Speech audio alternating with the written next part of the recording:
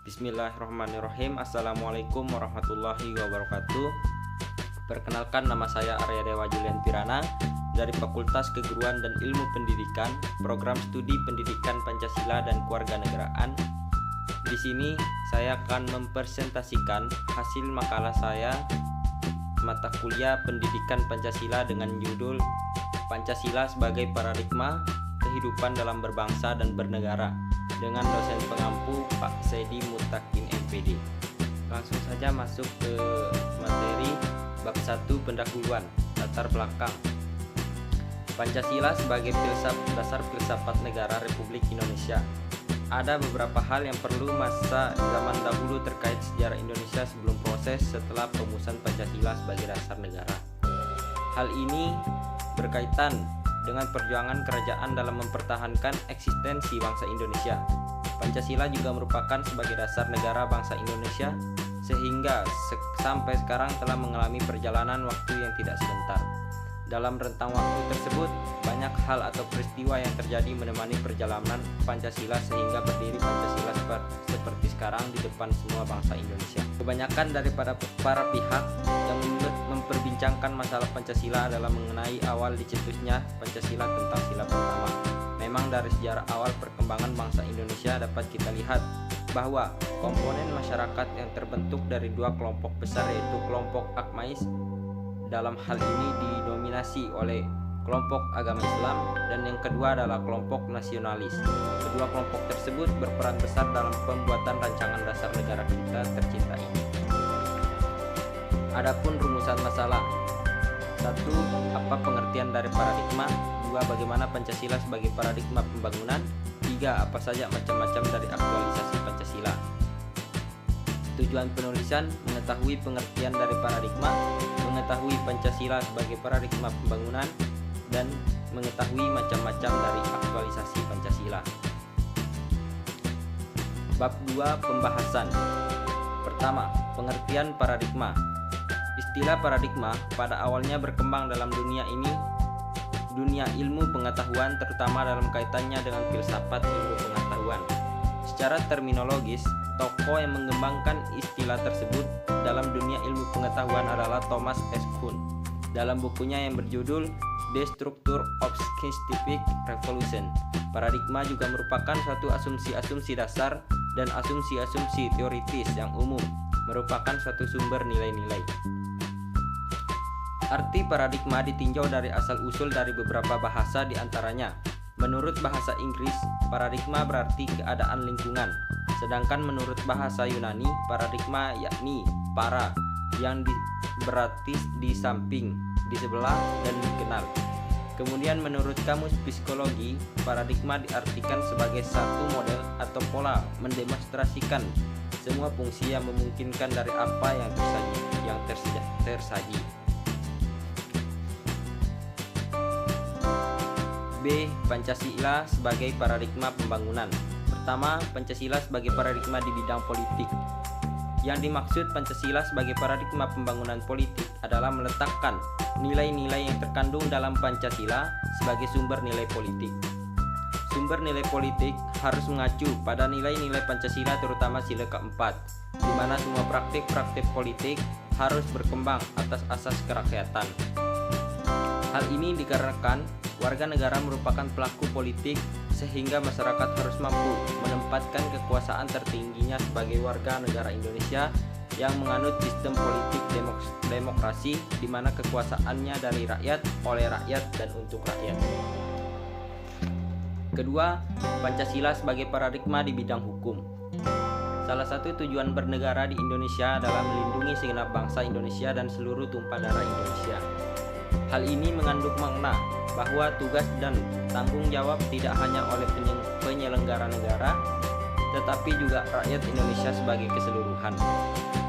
Atas dasar tersebut, sistem dan keamanan adalah mengikut sertakan seluruh komponen bangsa.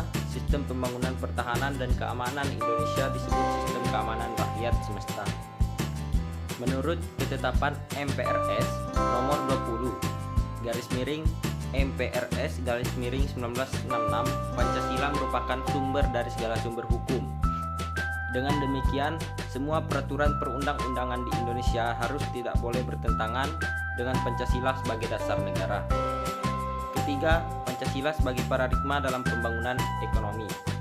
Sesuai dengan paradigma Pancasila dalam pembangunan ekonomi, sistem ekonomi harus berdasarkan pada moralitas ketuhanan dan kemanusiaan. Hal itu bertujuan untuk mensejahterakan rakyat secara keseluruhan. Pengembangan ekonomi harus mampu menghindarkan diri dari monopoli serta persaingan bebas yang nantinya akan memberikan keuntungan besar pada pihak-pihak yang kuat dalam bidang ekonomi.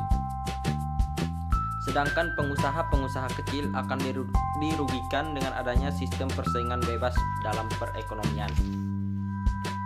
Sesuai dengan Undang-Undang Dasar 1945 pasal 33 menyebutkan bahwa sistem persaingan bebas dan monopoli dilarang dalam perekonomian. Mengenai pasal 33 ini, penjelasan Undang-Undang Dasar 1945 menyatakan dalam pasal 33 tercantum dasar demokrasi ekonomi, produksi dikerjakan oleh semua untuk semua di bawah pimpinan atau pemilikan anggota-anggota masyarakat. Oleh sebab itu, sistem perekonomian negara harus mengutamakan kesejahteraan rakyat. Keempat, Pancasila sebagai paradigma dalam pembangunan sosial budaya. Pancasila sebagai paradigma dalam pembangunan budaya adalah mendasarkan pembangunan sosial budaya berdasarkan nilai-nilai yang telah ada dalam masyarakat. Nilai-nilai yang ada pada masyarakat pada hakikatnya merupakan dasar dari nilai-nilai yang terkandung dalam Pancasila dalam rangka pembangunan sosial budaya. Pancasila merupakan sumber normatif yang bertujuan untuk meningkatkan harkat dan martabat manusia, menjadikan warga negara menjadi masyarakat yang beradab dan berbudaya. Pada era globalisasi, nilai-nilai budaya yang berkembang dalam masyarakat sudah mulai tertimbun oleh budaya-budaya barat yang masuk ke Indonesia. Nyaris budaya yang bersifat positif maupun budaya yang negatif. Dengan masuknya berbagai budaya-budaya baru, masyarakat mulai meninggalkan nilai-nilai budaya yang telah berkembang dalam ruang lingkupnya, dan mereka lebih memilih budaya-budaya bangsa barat yang bahkan tidak sesuai dengan nilai-nilai yang terkandung dalam Pancasila. Hal tersebut membuat masyarakat memiliki sifat-sifat biadab, contohnya seperti gaya berpakaian yang meniru bangsa barat, berbagai macam tarian-tarian bangsa barat yang mengandung unsur pornografi, dan lain sebagainya. 5. Pancasila sebagai paradigma dalam pembangunan kehidupan antar umat beragama. Pada proses reformasi dewasa ini, di beberapa wilayah negara Indonesia terjadi konflik sosial yang bersumber pada masalah SARA, terutama bersumber pada masalah agama. Hal ini menunjukkan kemunduran bangsa Indonesia ke arah kehidupan beragama yang tidak berkemanusiaan. Tragedi di Ambon, Poso, Medan, dan di Mataram, Kupang, serta daerah-daerah lainnya menunjukkan betapa semakin melemahnya toleransi kehidupan beragama yang berdasarkan kemanusiaan yang adil dan beradab. Oleh karena itu, merupakan suatu tugas berat bagi bangsa Indonesia untuk mengembalikan suasana kehidupan beragama yang penuh perdamaian, saling menghargai, saling menghormati, dan saling mencintai sebagai sesama umat manusia yang beradab. Pancasila juga telah memberikan dasar-dasar nilai yang fundamental bagi umat beragama untuk dapat hidup secara damai dalam kehidupan beragama di negara Indonesia. Sesuai dengan nilai-nilai yang terkandung pada nilai Pancasila, sila pertama dan sila kedua yang berbunyi ketuhanan yang esa dan kemanusiaan yang adil dan beradab, negara Indonesia sangat terbuka dengan umat beragama lainnya. Negara Indonesia juga memberikan kebebasan kepada warganya untuk memeluk serta menjalankan ibadah sesuai dengan keyakinan masing-masing. Keenam, Pancasila sebagai paradigma dalam pembangunan iptek.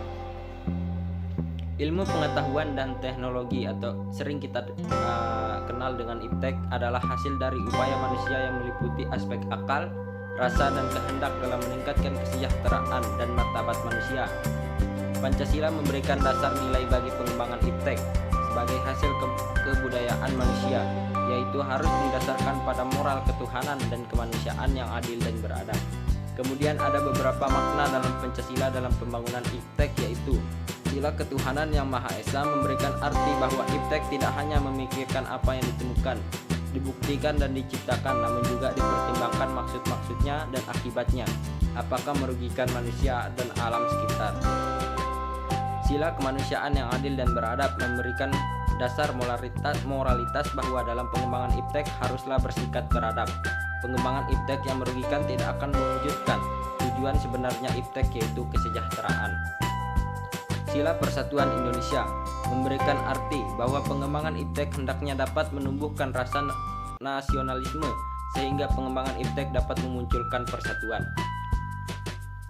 Sila Kerakyatan yang dipimpin oleh hikmat kebijaksanaan dalam permusyawaratan perwakilan mendasari pengembangan iptek secara demokratis, artinya setiap individu bebas dalam melakukan pengembangan iptek. Para pengembang iptek harus bersikap terbuka, artinya terbuka untuk dikritik, dikaji ulang maupun dibandingkan dengan teori lainnya. Sila Keadilan Sosial bagi seluruh rakyat Indonesia memberikan arti bahwa pengembangan iptek harus menjaga keseimbangan keadilan dalam kehidupan kemanusiaan.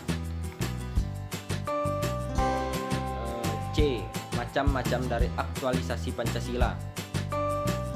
Aktualisasi Pancasila di masa kini sering sekali menjadi pertanyaan. Apakah beda nilai Pancasila masih digunakan di era yang telah menginjak lebih dari 70 tahun sejak Pancasila dibuat? Pancasila hingga saat ini menjadi ideologi atau cara pandang bangsa Indonesia. Itulah salah satu bukti bahwa Pancasila masih dijalankan hingga sekarang ini. Apabila telah tidak ada aktualisasi Pancasila, maka Pancasila tak lain hanyalah sekedar lambang bagi negara Indonesia. Pancasila juga sebagai dasar filsafat negara, pandangan hidup bangsa serta ideologi bangsa dan negara. Bukanlah hanya merupakan rangkaian kata-kata yang indah, namun harus diwujudkan dan diaktualisasikan dalam berbagai bidang dalam kehidupan bermasyarakat, berbangsa dan bernegara. Aktualisasi Pancasila dapat dibedakan atas dua macam, yaitu objektif dan subjektif. Pertama, aktualisasi Pancasila objektif. Aktualisasi Pancasila objektif yaitu aktualisasi Pancasila dalam berbagai bidang kehidupan kenegaraan yang meliputi kelembagaan negara, antara lain meliputi legislatif, eksekutif maupun yudikatif. Selain itu juga meliputi bidang-bidang aktualisasi lainnya seperti politik, ekonomi, hukum, terutama dalam penjabaran ke dalam undang-undang, GBHN, pertahanan keamanan, pendidikan maupun bidang kenegaraan lainnya. Kedua, aktualisasi Pancasila sebagai aktualisasi Pancasila subjektif. Aktualisasi Pancasila subjektif adalah aktualisasi Pancasila pada setiap individu, terutama dalam aspek moral dalam kaitannya dengan hidup negara dan masyarakat. Aktualisasi subjektif tersebut tidak terkecuali baik negara biasa, aparat penyelenggara negara, penguasa negara, terutama kalangan elit politik dalam kegiatan politik, perlu mawas diri agar memiliki moral ketuhanan kemanusiaan sebagai terkandung dalam Pancasila. Bab 3 penutup. A. Kesimpulan.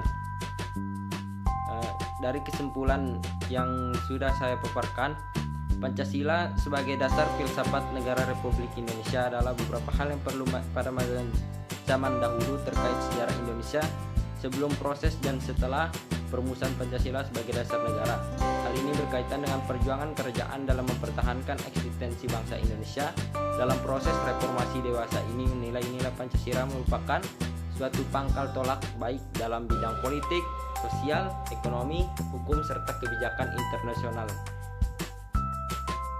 Hal ini dalam wacana ilmiah dewasa ini diistilahkan bahwa Pancasila sebagai paradigma dalam kehidupan berbangsa dan bernegara. Istilah paradigma merupakan suatu asumsi-asumsi dasar, asumsi-asumsi teoritis yang umumnya merupakan suatu sumber nilai, sehingga merupakan suatu sumber hukum, metode, seru penerapan dalam ilmu pengetahuan, sehingga sangat menentukan sifat, ciri serta karakter ilmu pengetahuan itu sendiri. Kemudian di dalam Pancasila itu sendiri terdapat paradigma pembangunan, diantaranya meliputi: pertama, Pancasila sebagai paradigma di bidang politik, Pancasila sebagai paradigma di bidang hukum, Pancasila sebagai paradigma dalam pembangunan ekonomi, Pancasila sebagai paradigma dalam pembangunan sosial budaya, Pancasila sebagai paradigma dalam pembangunan kehidupan antar umat beragama, dan Pancasila sebagai paradigma dalam pembangunan teks. Kemudian aktualisasi Pancasila terdiri dari dua macam, yaitu aktualisasi objektif dan aktualisasi subjektif. Terima kasih, cukup sekian yang dapat saya presentasikan. Lebih kurangnya saya mohon maaf. Billahi taufiq wal hidayah. Wassalamualaikum warahmatullahi wabarakatuh.